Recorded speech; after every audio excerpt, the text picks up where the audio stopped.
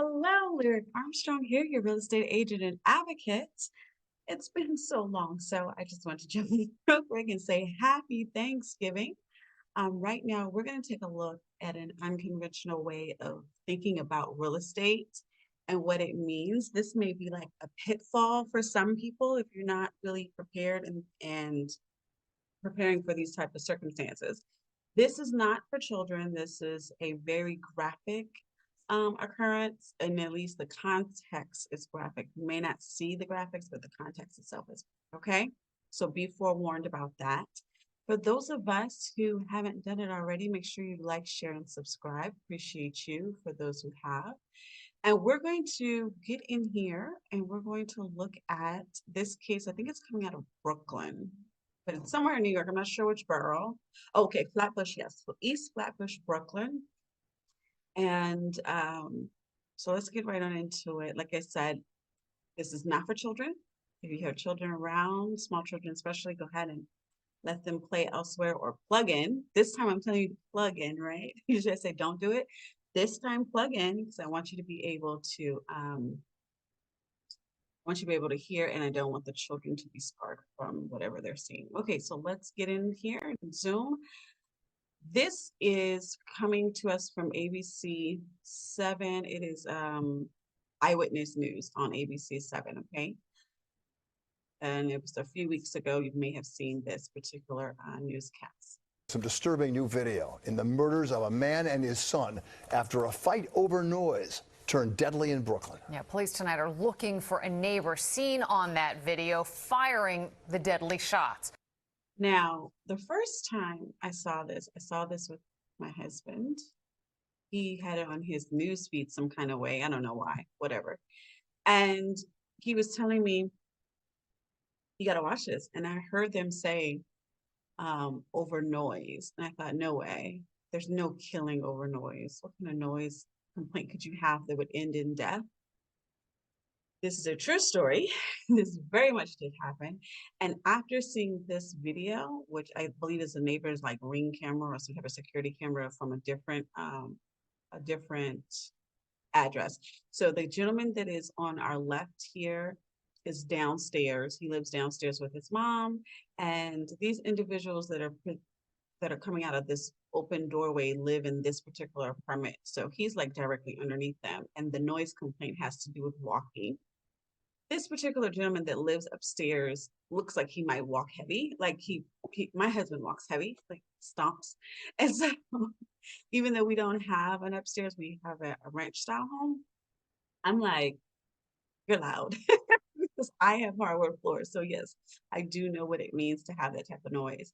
However, I haven't had it over my head because I haven't lived in an apartment in years, like decades. And the time that we did live in an apartment, we had a condo, we had the top floor, the top 2 floors. So so I didn't have anyone above me. So I don't know that experience, but it may be very well upsetting. And to this gentleman, it was upsetting. Eyewitness News reporter Crystal Cranmore is live in East Flatbush with our lead story tonight. Crystal. Listen, Bill, police have identified the suspect as 47-year-old Jason Pass. As police continue to look for him, this community is on edge tonight, demanding additional resources to fight the violence. Okay, this is a little dated. They have found him. They found him 2 days later. And when they found him, he was reportedly charged at police during a 15-minute conversation trying to talk him down. Consequently, he was shot dead. I think he arrived to the hospital. They tried to work with him and he ended up being dead, but he's no longer alive at this time. Now we know police were able to identify Pass thanks to surveillance video, too graphic to show in its entirety. 48 hours after surveillance video obtained by Eyewitness News captured the moment a man gunned down a father and son. We need love. We need love. And not hate. And not hate. Community leaders came together to denounce the violence outside the East Flatbush apartment complex. We're here to simply let the residents and the community members of this Flatbush Gardens community know we stand in unison. The shooting on Sunday night, the result of a years-long dispute over noise between 2 neighbors. Based on our investigation, we found that there were 6 previous 311 calls by the people in 3E noise complaints. Authorities say Jason Pass, who lives in the Flatbush Gardens complex, shot 47-year-old Vladimir Maturin and 27-year-old Chinwei Mood after going upstairs to confront the family. At one point, you see Maturin appear to hold a pair of scissors to Pass's neck as his wife tries to pull him away. Seconds later, shots rang out as Maturin heads back to his apartment. I think he was trying to protect his family because his life was being threatened, his family's life was being threatened. But overall, if you look at the video, this man had a gun. He had all intentions to kill. The suspect's sister, who did not want to be identified, says it was self-defense. My brother went up there in peace. He's humble. Tried to attack my brother with a scissor. The men hit us with passion. Maturin's Okay, it says hit us. I believe this woman is saying hate. H-A-T-E, hate us with a passion. wife told Eyewitness News yesterday her husband is not a violent man as the community looks to heal. We'll be bringing a de-escalation training to the management team. There's a renewed That's good. focus on bringing anti-violence and mental health services to the community. As for the suspect, Turn yourself in. and Okay, so that kind of concludes what we needed to see it for right now anyway. Like I said, he has been, well, he didn't turn himself in, but he has been encountered with the police. They catch him to some extent, but they ended up having a shootout or some kind of, way he's no longer living. So anyway, I am very saddened by this story on many levels. Like I said, hearing the sounds of my own home, I can only imagine how that would feel over someone's head. But I'm not a light sleeper. I don't have those problems. I can go to sleep just fine because I'm very content and feel very safe in my house. So I have no problem with that. But that's not everybody's circumstance. So I have to respect that. However, the gentleman who came from downstairs, which is 3E, he came up to 4E. That gentleman, to me, in the viewing of this video, and I've seen it on a couple of different locations. I saw it on Law and Order as well. I think I can't remember what the name of the show was. It was a Law and Order. Anyway, seeing him encounter his neighbor, he was first talking to the woman, and then the son is trying to come out, or that he was talking. No, I think he was talking to the son first, and then the woman tries to come out. So I can only imagine what that exchange was. But then after that is when the father comes out, the husband comes out. And I would think obviously, right? Just obviously he's going to come out because somehow there is an encounter with his wife and now his son. And he's going to come out to, protect his family. And the accounts of 3E trying to say that their brother and their son, I believe it's just a sister who said it, but whoever he was, the gentleman that came up, trying to say that he's not violent and he's very peaceful. And he was just, he felt threatened and he was defending himself. Here's the pause to that, because he escalated the situation. They both kind of did some type of escalation. In the beginning, it was a conversation between him and the lady and the son. Whether this conversation is heated or not is inconsequential.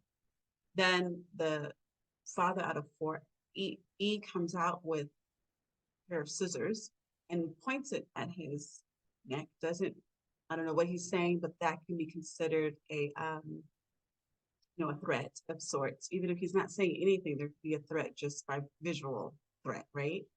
And then from there, then the guy pulls out his gun. So now we've gone through conversation to scissors to gun. All of these things have escalation.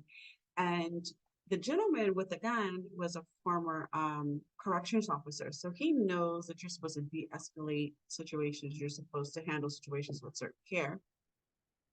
And he did not do that.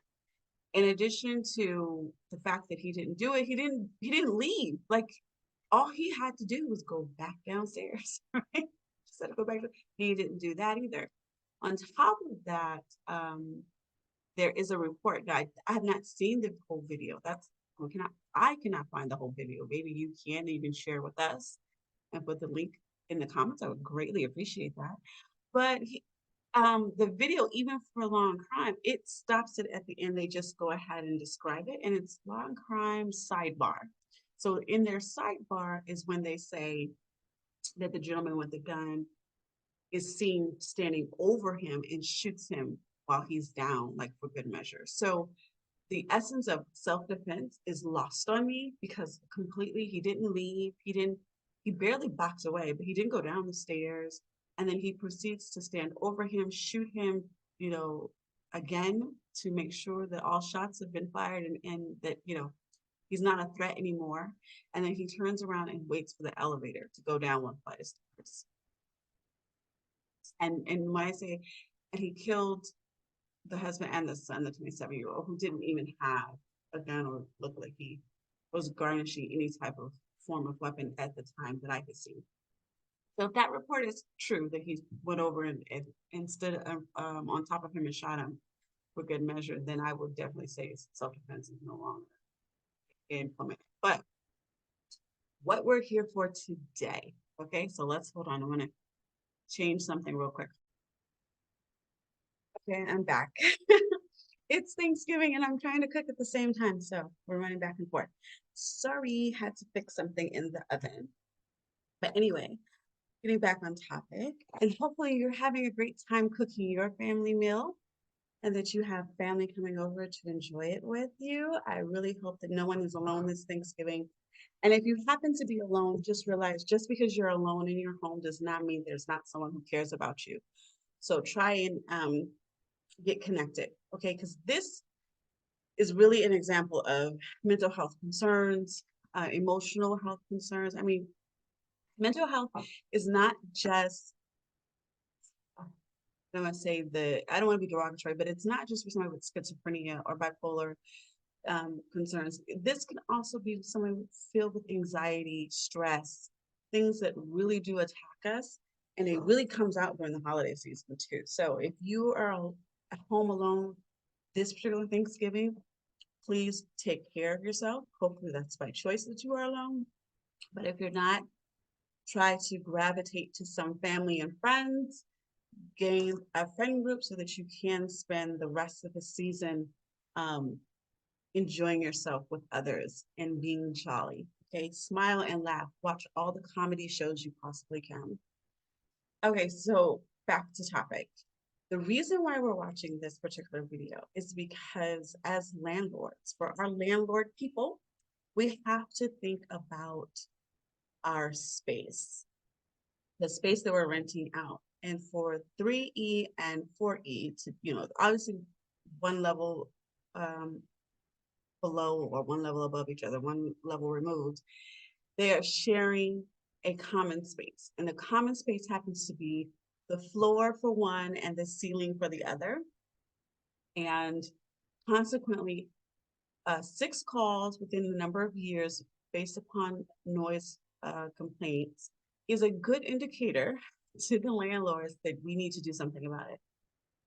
And maybe shift the persons in 3E to another location. That's probably not possible. I'm pretty sure it's New York. Every single apartment is probably spoken for. Or better yet, getting some rugs and some type of they had no rugs, some type of noise concealing for the floor of 4E, especially around the areas that are going to be like the bedroom area. So if it's the bedroom that's say the kitchen is above 3E's bedroom, then you would put some kind of mats and sound containment on that particular floor. Or if it is the living room that is above their bedroom, then consequently there. I would suspect, however, that the layout would be pretty much the same. You know, it's kind of ideal to keep everything aligned the same because that way you can have the plumbing and all of the electrical kind of run on the same walls in the same place. So it's kind of normal that they'll have different layouts when they're one above each other, but it can happen, right? Nevertheless, that would be one of my suggestions as a landlord, but never let it go undealt with and try to have some compassion for your tenants because tenants, you know, we love you, but you guys complain a lot, right? And sometimes your complaints are warranted, and then sometimes they're just like, are you trying to get out of paying me? Like, you know you have to pay, right? So consequently, I'm shutting out my landlords. I'm telling you, I love real estate. I think it's the best way to build generational wealth. I definitely support it. However, I want you to be wise landlords and I want you to be prudent and caring. Okay. And same for tenants. I want you to be wise, prudent, and caring. Both sides need to have some kind of understanding because I don't want to have these type of news stories all across the nation. Um, Tenants are killing each other because of sound. Like, oh gosh. It's like you have to laugh so you don't cry. And during this season of Thanksgiving, I'm so thankful for each and every one of you who have been so phenomenal. I've read some of your comments. That's great. You guys are so sweet. I appreciate you. Um, and I'm so grateful for, us being able to watch uh, real estate matters in court, especially because of Michigan courts, because they have been able to hold it down for us and keep things on Zoom. So we're definitely appreciative of them. And I'm thankful for my family overall, of course. But I don't want it to be remiss on me because I'm in my single family home. I don't have anyone living above me. That's not everyone's circumstance. So older units require a little more care. And if you can upgrade relative to soundproofing, you can help each tenant to be comfortable with one another. This is a very great, I don't want to say crazy, that's a bad word. This is a very outlandish, extreme result, but that's the way the news is. It's going to publish what is extreme, what's the unheard of, if you will. So don't get overwhelmed thinking this is the way it is. Like, not every tenant is going to be this way. Not every circumstance is going to be this way. This is just happens to be this particular case. And the reason why the news is covering it is because it's newsworthy, right? It's like, wow, why would this happen? Who would actually do this? Is this real? And to find out, yes, it is. And of course, it's very sad. I felt so bad when I saw this with my husband. I said, "Oh my gosh, that's my husband. My husband is that guy. He would come out. I don't know about him holding the scissors. I don't know what that motion was, but he would definitely come out and have a stance about protecting his wife and his child. He would definitely do that. That would be him all day. And you mean to tell me that you man to man conversation felt to me, this is what it looks like, that he felt inferior or he seemed to feel like inferior or unable to hold his own in the circumstance. So instead of, letting his words do his fighting or just walking away, which would have been great, we have this overreaction where he brandishes a weapon and pulls out his gun and kills the gentleman. And now they don't have that. They don't have that individual in their lives. They don't have the family member who, is probably working and the breadwinner, the protector, the love, the anchor of the family is now gone out of their lives. And then in turn, he is gone from his family's lives because he is now deceased as well. It's not the price we want to pay. And it's kind of a sad story around Thanksgiving, but I didn't want any more time to go. And I just wanted to get a really quick story. So I knew this would be really quick. And I'm hoping that we're learning something. Please make sure you're sharing, and subscribing. This is the story of concern, the story of caution, but it's also what not to do in real estate. Do not ignore your tenants. Do not think that they're just complaining and whining and whatever else. Don't dismiss it. Investigate it. Now, if they are just complaining and whining, then document that and figure that out. But make sure that you are investigating it. And of course, by all means, I love that the activist came out and I think it was the city council member, I can't remember, Farah, she came out and she wants to have mental health mediation training for the landlords, and that's beautiful, and that's something that all landlords should try to invest in. Do your best to invest in various courses because people are people. They change, they have behaviors, they're different, and everyone's not the same. And so it's really good to learn different techniques and newer techniques as time goes on. Like in my field, we're constantly renewing our license, we're constantly taking continuing education courses. So landlords, guess what? Why not be proactive and go out there and get new mediation courses and trainings and different things to help you be informed of the law, and then also be informed of how to be a better landlord, and reading people, having town halls or forums so your tenants can express themselves and see you or speak to you, or at least your representative, whether that's your property management company or someone, so that they can get their grievances out and they can get addressed, hopefully in a proactive way for the future, so you're not continuously having the same grievance over and over again.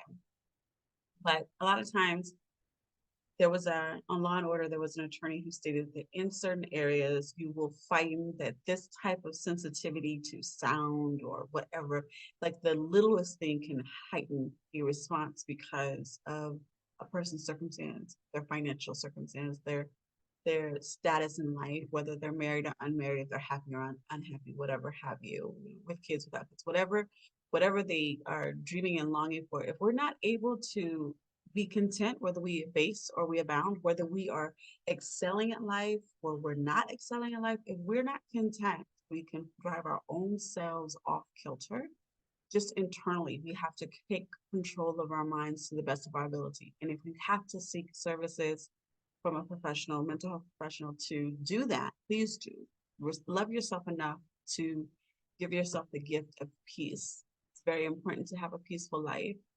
And that really does start with your mind and your heart and being peaceful within yourself. Meditation, whatever it takes, figure it out. If you don't have the money, the things I like to do is watch things that have a lot of comic relief. I also, I love my walks in my neighborhood, my, beautiful day outside, meditation. You can go on YouTube and find beautiful sounds for meditation and just sit in your peace. And whenever negative thoughts come in, try to, release them and get rid of them and replace them with something positive, and constantly telling yourself affirmations and positive. So, okay, that's my soapbox. I'm gonna get off of that and get back to landlord tenant law. Landlord is not necessarily responsible in this circumstance. That's a hard pill to swallow, I'm sure. I'm so sure. I can't imagine what will happen. I don't think there will be much civil litigation that can come from this, because the landlord cannot control another person. Now, if there happened to be a complaint of his violence in the complex, in the particular building, and there was, previous incident, and they did not remove him or ban him from the building, they may have some type of liability in that regard. Because one, he had a weapon that was unlicensed. He was not licensed to carry it. He was fired from his job from having now that was another thing, talking about he wasn't his sister said he wasn't a violent person or whatever, but his job fired him for his anger issues, or his non-management of self-control, whichever you want to put it, however pretty words y'all want to add to it and make it look beautiful. That's what he was fired. Okay. So he had something going on that wasn't being addressed, and that can be a hard thing, because the community, my community, African American community, we are a very strong set of individuals. We've been through a lot. Collectively, individually, we are strong. And sometimes we forget that the part of our strength is being vocal, being honest with ourselves, and verbalizing our concerns and our issues and our needs.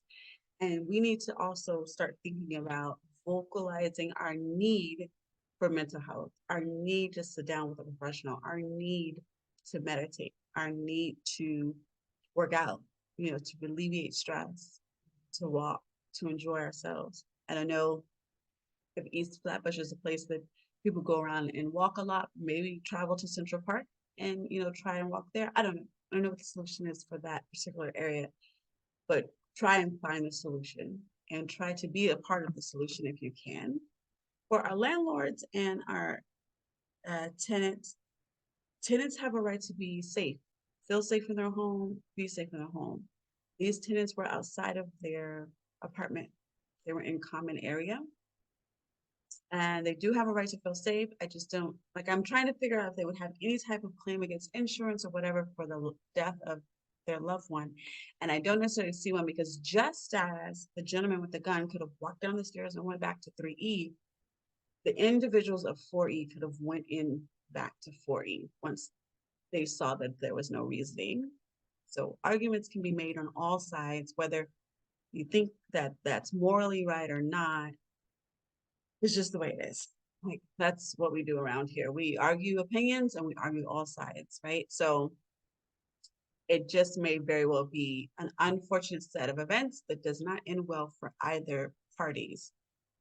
Now, for our takeaway, what we've learned is that having training in mental health mediation, having training in mediation of any kind actually would be very good if you're a landlord and you need to mediate between tenants.